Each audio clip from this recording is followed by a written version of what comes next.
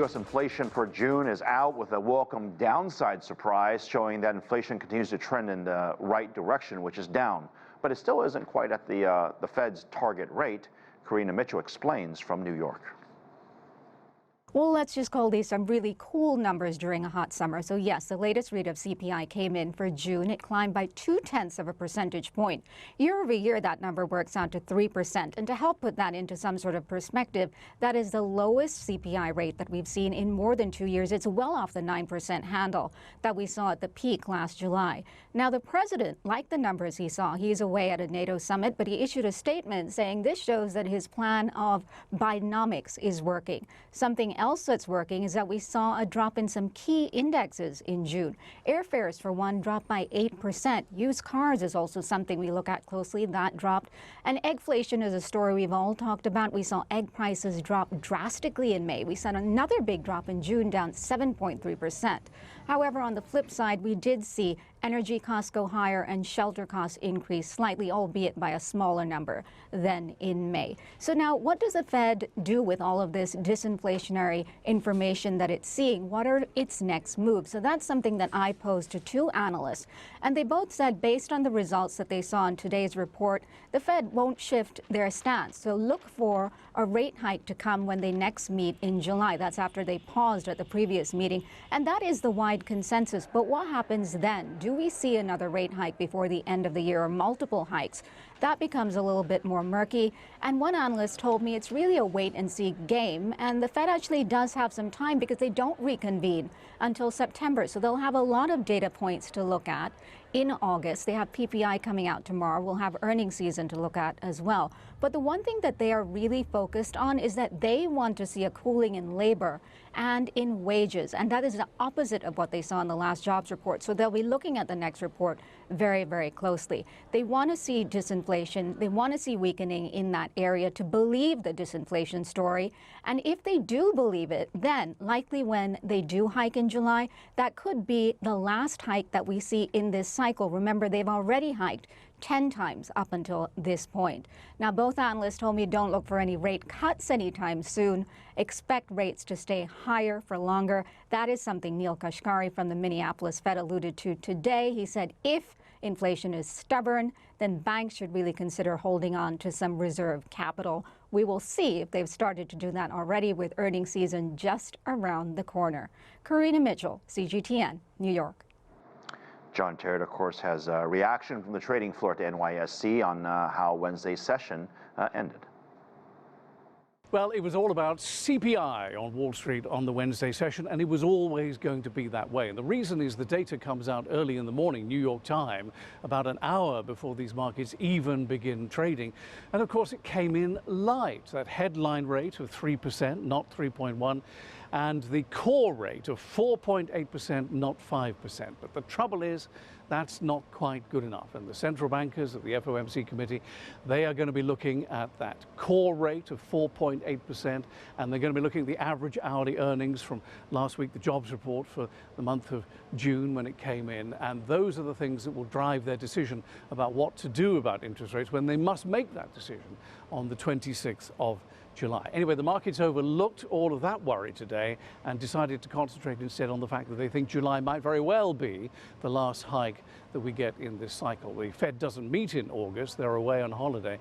They'll be back in September. So on the Wednesday session, the Dow was up 0.25%, the Nasdaq 1.1%, the S&P 500 0.7% to stand at 4472 with 2 out of 11 sectors in the red. The Dow was up 300 points at its best, and the Nasdaq and the S&P 500 hit 52-week highs during the day, but they cooled off.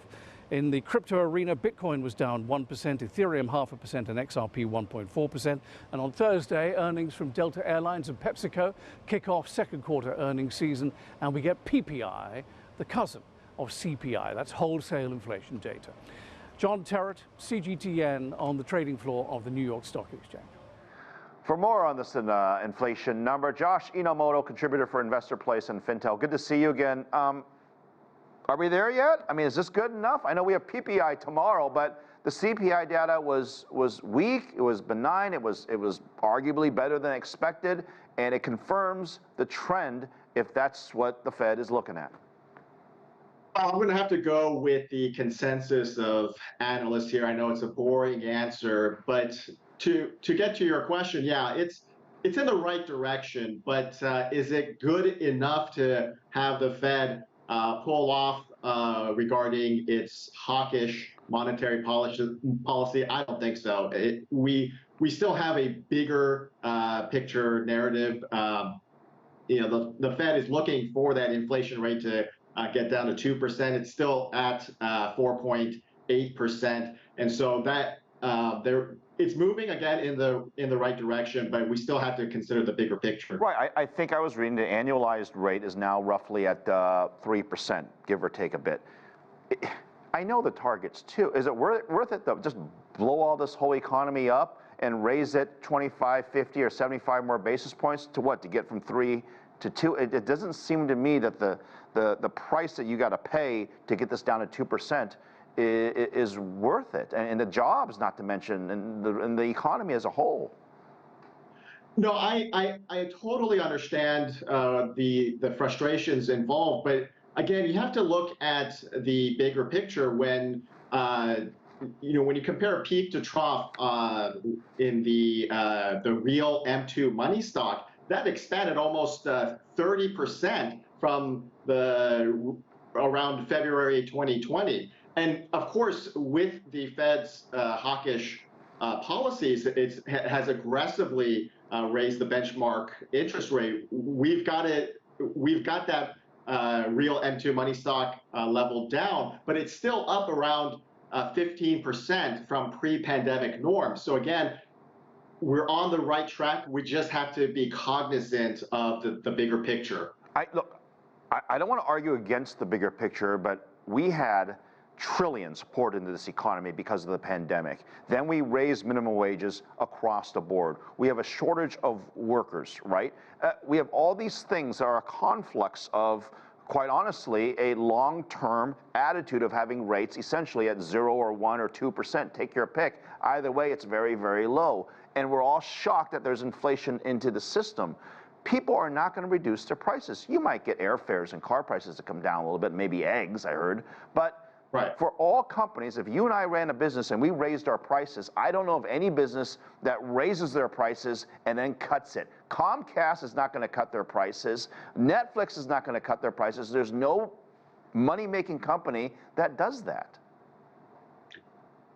I understand. The frustration is that we have built a culture where big government comes in to save us from our own poor decisions. For instance, with I'm not going to question the politics involved with the stimulus checks. However, there have been plenty of people that actually did not need stimulus that got stimulated. When you look at the big political debate about the student debt, you have this idea of maybe the government can come in and forgive some of that. You saw that recently with the regional bank crisis, right? Where Josh, I'm in agreement with you. All of this is that's my point. If we're trying to cut inflation, everything that the government is doing is pro-inflation, from the stimulus acts to the infrastructure act to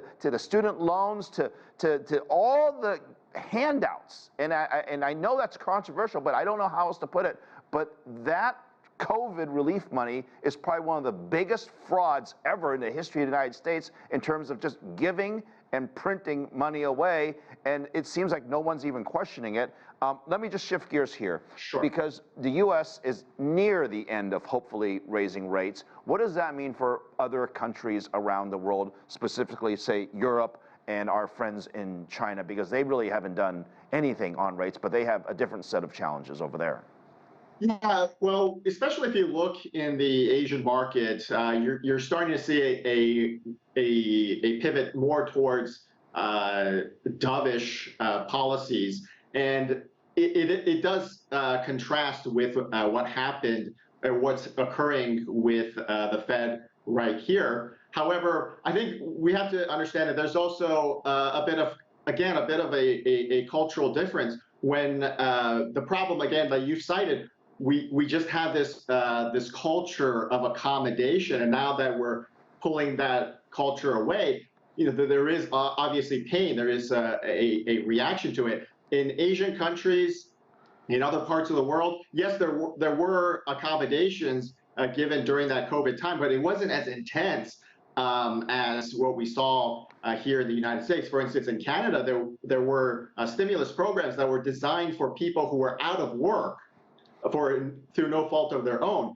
But we didn't take that approach. We just kept pumping more money basically into the system. And so in Asian countries and other parts of the world, it's a little bit of a different ecosystem, and so they have, I suppose, more flexibility to modulate their monetary policy. Josh, you are being very nice about it. We're going to put you in charge. Appreciate your analysis on this. We don't really want a recession, and we don't want layoffs, because that's the only way I see you're going to get inflation down. But that's for another time. Thank you.